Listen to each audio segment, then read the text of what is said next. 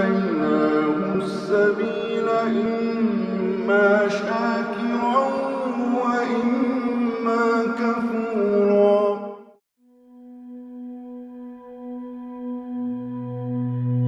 اعوذ باللہ من الشیطان الرجیم.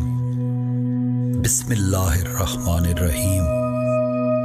دوستو، ایک کمرے میں چند بچے بیٹھے ہوں، ان کی بائیں طرف 40 انچ کی LED پر کلر فلمیں اور کارٹون وغیرہ چل رہے ہوں، اور دائیں طرف ایک بلیک اینڈ وائٹ 14 انچ کے ٹی وی پر ایک قاری صاحب قرآن پڑھ رہے ہوں.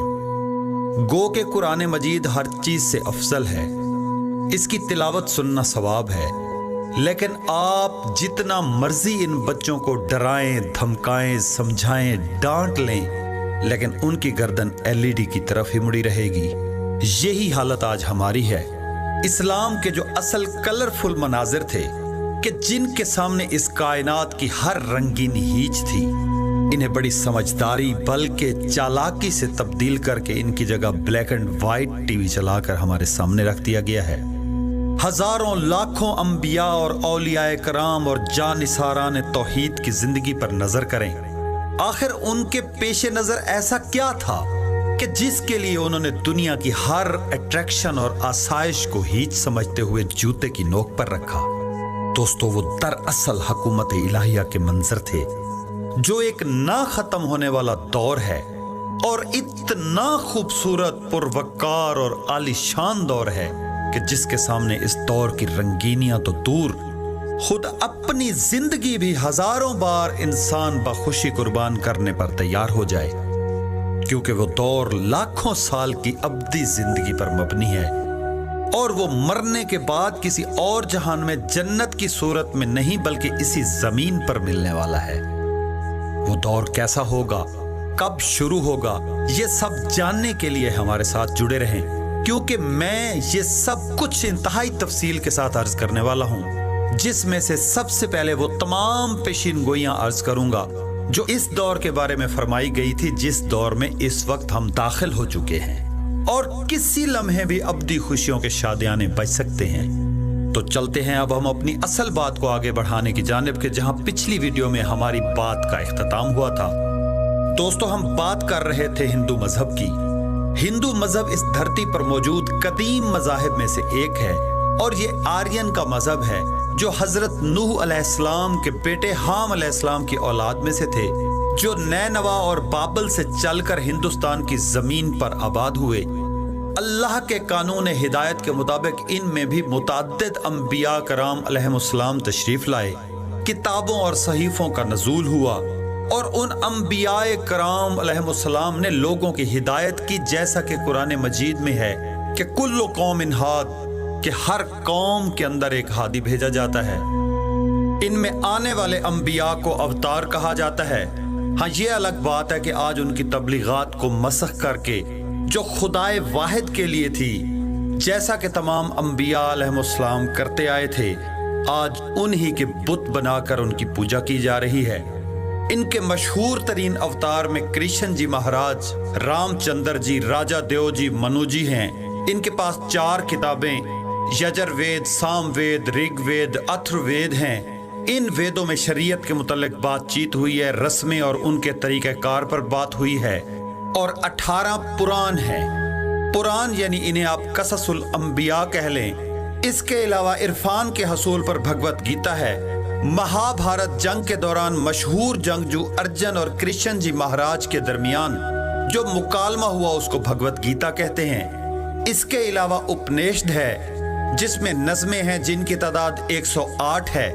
اپنیشد کا مطلب ہے مرشد، یعنی گرو کے نزدیک بیٹھ کر یا قدموں میں بیٹھ کر گیان حاصل کرنا. اس کے علاوہ متعدد صحیفے ہیں جن کی تعداد سامی مذاہب کے برابر ہے. دوستو، ہندو مذہب میں آخری مسیحا کا کنسیپٹ بالکل ایسے موجود ہے جیسے اسلام اور دیگر مذاہب میں موجود ہے. ان کی کتابوں اور پران میں سے آخری پران کا نام کالکی پران ہے، اور آنے والے مسیحا کو وہ اپنی زبان میں کالکی اوتار کہتے ہیں. کالکی اوتار وشنو یعنی خدا کا اوتار ہوگا، جس کی نشانیاں یہ ہیں کہ وہ سفید گھوڑے پر سوار ہوگا، اس کے ہاتھ میں تلوار ہوگی جس سے وہ پاپیوں کا سروناش کرے گا، कल युग यानी बुराई के जमाने को सच युग में तब्दील करेगा, गरीबों और मजलूमों का साथ देगा और पूरे जग में अदल कायम कर देगा। और उसके दौर में शेर और बकरी एक घाट पर पानी पिएंगे और पूरी दुनिया पर उसकी हुकूमत होगी। महाराजा कालकी अवतार के मुकाबले में उनका दुश्मन होगा जिसका नाम काली राक्षस होगा, जो तमाम शरीरों का मब्दा, शैतानी खुदा, अधर्म काल जिस्म होगा। जुआ खेले जाने वाले मकाम, शराब खाने, इस्मत फरोशी, कत्ले आम वाली जगह पर उसका मस्कन होगा। उसके हाथ में तलवार और उसकी सवारी गधा होगी और दुरखती उसकी बहन ही उसकी बीवी होगी। दोस्तों, महाराजा काल की अवतार के बाकायदा मंदिर बनाकर उसकी पूजा की जाती है। शुमाली हिंदुस्तान और नेपाल वगैरह में काफी मंदिर हैं। और एक मजे की बात यह है कि जिस तरह इस्लाम में मुतअद्दिद लोगों ने इमाम महदी अलैहिस्सलाम होने का झूठा दावा किया और कुछ लोगों ने उनके नायब होने का दावा किया, बिल्कुल ऐसे ही हर दौर में मुतअद्दिद लोगों ने महाराजा काल की अवतार होने और उनके नायब होने के झूठे दावे किए हैं। दोस्तों, मुख्तलिफ अंबिया अलैहिमुस्सलाम ने जिंदगी के मुख्तलिफ शोबों में लोगों को जिंदगी गुजारने का सबक दिया है। हजरत ईसा अलैहिस्सलाम वो नबी हैं कि जिन्होंने दौरे आखिरुज़्ज़मान के साहिबुज़्ज़मान अजलल्लाहु फरजो शरीफ का मुंतज़िर बन के जिंदगी गुजारी और हमें समझाया कि उस मसीहा के आने तक जिंदगी गुजारनी कैसे चाहिए। हजरत ईसा अलैहिस्सलाम के बाद बहुत सारे लोगों ने उनके जेली नायबीन होने का दावा किया और बहुत सारे लोगों को गुमराह किया और आज भी दज्जाली कुव्वतें हजरत ईसा अलैहिस्सलाम के बारे में फिल्में बनाकर लोगों को उनके बारे में गुमराह कर रहे हैं और उनकी जिंदगी के असल पहलू यानी मुंतज़िर आखिरुज़्ज़मान को छुपा जाते हैं। इसकी बिल्कुल बात ही कोई नहीं करता। आपने अपनी जिंदगी में ही अपने हवारीन को आगाह फरमाया था कि झूठे नबियों से खबरदार रहो जो तुम्हारे पास भेड़ों की शक्ल में आते हैं मगर बातन में फाड़ने वाले भेड़िए हैं। क्या झाड़ियों से अंगूर या ऊंट कटारों से अंजीर तोड़े जा सकते हैं? जिस तरह हर एक अच्छा दरख्त अच्छा फल लाता है और बुरा दरख्त बुरा फल लाता है, अच्छा दरख्त बुरा नहीं ला सकता और ना ही बुरा दरख्त अच्छा फल ला सकता है। जो दरख्त अच्छा फल नहीं ला सकता वो काटा और आग में डाला जाता है, बस तुम उनके फलों से तुम उनको पहचान लोगे। एक जगह फरमाया, झूठे अंबिया को अल्लाह मबूस करता है क्योंकि जिन्होंने सच्चों की तकजीब की हो सजा के तौर पर वो झूठे नबियों की पैरवी करेंगे। और बिल्कुल इसी बात का इजहार कुरान करीम में भी किया गया है। हजरत ईसा अलैहिस्सलाम की तबलीग का मरकज आने वाले खुदा की बादशाही रही है। जैसा कि बाइबल ऑफ मैथ्यू में है कि उन्होंने तबलीग का आगाज इन अल्फाज से किया, लोगों तौबा करो, आसमान की बादशाही नजदीक आ गई है। हो सकता है इस फिक्रे पर किसी को लगे कि उन्हें तो गए हुए भी 2000 साल हो गए हैं। दोस्तों, ये नुक्ता समझने वाला है कि अगर किसी काम का लाखों साल से इंतजार हो रहा हो और फिर पता चले कि उसमें अब सिर्फ 2000 या 2020-25 साल बाकी रह गए हैं तो फिर वो वक्त करीब ही समझा जाता है, उसको दूर कोई नहीं समझता। और आज तो हम बिल्कुल उस दौर के अंदर मौजूद हैं। तो मैं अर्ज कर रहा था कि इसी तरह Bible of mark Jesus in Galilei के ज़िमन में लिखते हैं कि अब वक्त खत्म हो चुका है, खुदावंद की बादशाही आ गई है, तौबा करो और खुशखबरी पर ईमान लाओ। उनकी तबलीग का मरकजी नुक्ता ही खुदावंद की बादशाही था। उनका कहना था कि ऐ लोगो, खुदावंद की बादशाही सर पर आन पहुंची है, तौबा करो और नेक अमाल बजा लाओ। आपने खुदावंद की बादशाही के लिए नेक अमाल करने की तरगीब दी। दोस्तों, असल बात जो मैं करना चाहता हूं वो ये है कि उन्होंने अगले जहान का तसव्वुर नहीं दिया, बल्कि इस मौजूदा जहान में ही इसी जमीन पर सजा जजा को साबित किया। क्योंकि जुल्म अगर इस जगह हुआ है तो फिर जालिम को सजा और साबिर को जजा भी इसी जमीन पर मिलनी चाहिए। अगला जहान तो इनाम का है, ना कि जजा और सजा का होगा। इस पर मैं आगे तफसील से बात करूंगा क्योंकि दरअसल ये वो नुक्ता है जिसने दज्जालियत को अरूज और हमें नाउमीदी में गर्क कर दिया है कि पता नहीं मरने के बाद क्या होता है, इसलिए इस जिंदगी के मजे लूट लो। बात हो रही थी जनाब ईसा अलैहिस्सलाम की। किसी शख्स ने उनसे दुआ के बारे में पूछा कि कौन सी दुआ करनी चाहिए, तो फरमाया दुआ इस तरह करो, ऐ हमारे बाप जो आसमान पर मुदब्बिर है, तेरा नाम पाक माना जाए, तुम्हारी बादशाही आए, तेरी मर्जी जैसे आसमानों पे पूरी होती है वैसे इस जमीन पर पूरी हो। آج کی روٹی ہمیں آج دے، ہماری رہنمائی فرما، ہمیں آزمائش میں نہ ڈال اور ہمیں برائی یعنی نافرمانی سے بچا۔ نافرمانی ہی دراصل بڑی برائی ہے۔ پھر ایک جگہ فرمایا تم اس خداوند کی بادشاہی طلب کرنے کو اولیت دو۔ پھر ایک اور جگہ فرمایا دعا سے اکتا کر چھوڑ دینا استجال ہے۔ تم مسلسل دعا کرو، دروازہ کھٹکھٹاتے رہو، ایک دن ضرور کھلے گا۔ تم دعا کرتے رہنا، ہمت نہ ہارنا۔ علائم کے متعلق بتایا وہ دن بہت پریشان کن ہوں گے، ہر طرف دہشت، خوف و ہراس، قتل و غارت، اہل حق پر آزمائش اور بے دینی ہوگی۔ جو آخر تک برداشت کرے گا وہی نجات پائے گا۔ اس دور میں اتنی بے دینی ہوگی کہ بہت سارے لوگوں کی محبت ٹھنڈی پڑ جائے گی۔ وہ مصیبت کے دن اگر گھٹائے نہ جاتے تو ہلاکت سے کوئی نہ بچ پاتا، مگر وہ دن برگزیدوں کے لیے گھٹائے جائیں گے۔ آخری جنگ کے متعلق فرمایا جب یروشلم کو فوجوں میں گھرا دیکھنا تو سمجھ لینا اس کا اجڑنا ضروری ہے، کیونکہ وہ انتقام کے دن ہوں گے۔ سمندری طوفان کی لہروں جیسا شور ہوگا، اس دن سورج تاریک ہوگا۔ پھر فرمایا ان مصیبتوں کے ایام کے فوراً بعد سورج تاریک ہو جائے گا اور چاند اپنی روشنی دینا بند کر دے گا، ستارے آسمان سے گریں گے، آسمانی طاقتوں کو ہلایا جائے گا۔ اس وقت دھرتی کے سارے قبائل ماتم کریں گے۔ اس وقت آسمان پر ابن آدم کا نشان ظاہر ہوگا، اور پھر وہ آسمان سے ابن آدم کو بادلوں کے ساتھ بڑی قدرت اور عظیم جلالت کے ساتھ اترتا دیکھیں گے، اور وہ اپنے فرشتوں کو ایک ٹرمپٹ جو بلند آواز والا ہوگا دے کر بھیجے گا اپنے برگزیدوں کو بلانے کے لیے، اور فرشتے چاروں طرف سے برگزیدوں کو جمع کر لیں گے۔ آسمان سے زمین تک جب یہ باتیں ہونے لگیں تو سیدھے ہو کر اپنے سروں کو اوپر اٹھانا، اس لیے کہ تمہاری نجات نزدیک ہوگی۔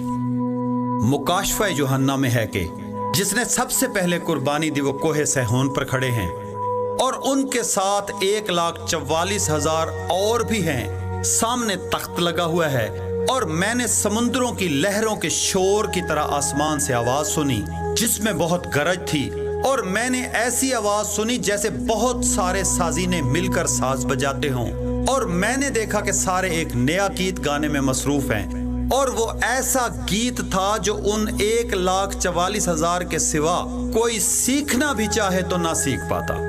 اس وقت رب الافواج شہنشاہ آخر الزمان کا تخت آسمان سے نازل ہوگا، افواج ملکوت ان کے ساتھ ہوں گے۔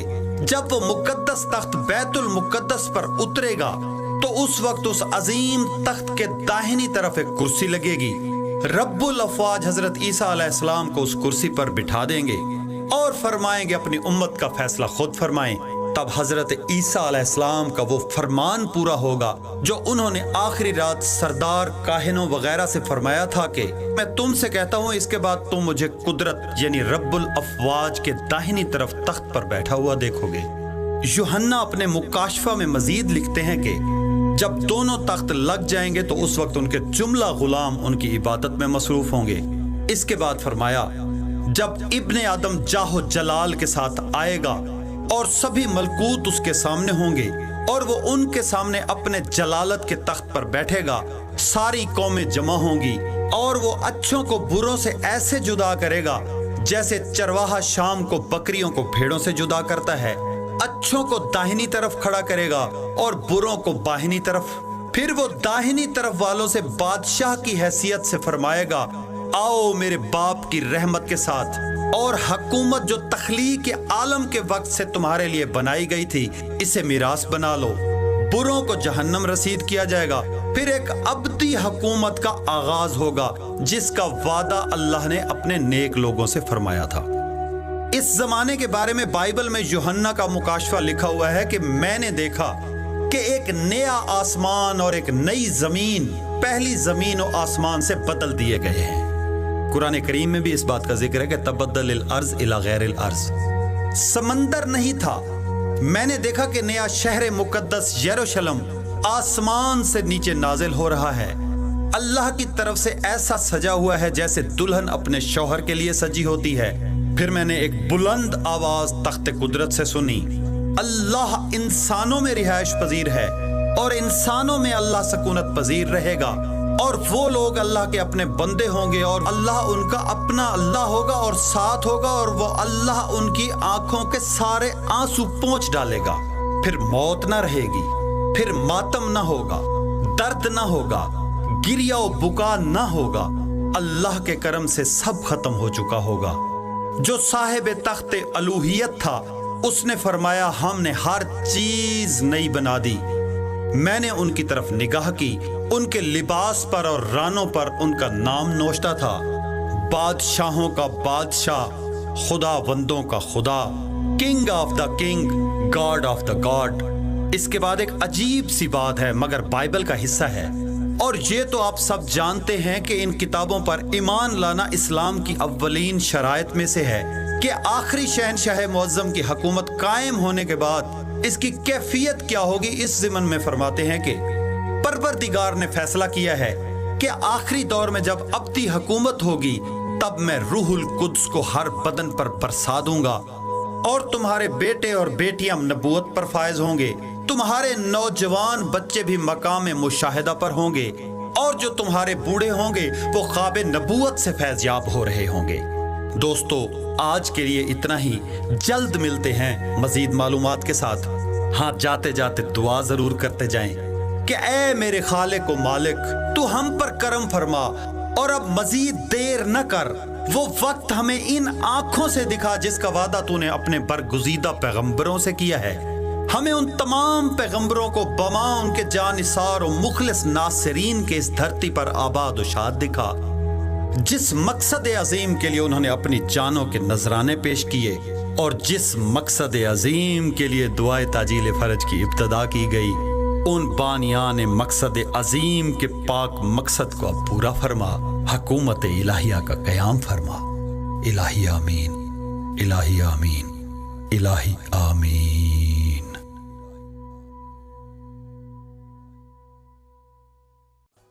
إنا هديناه السبيل إما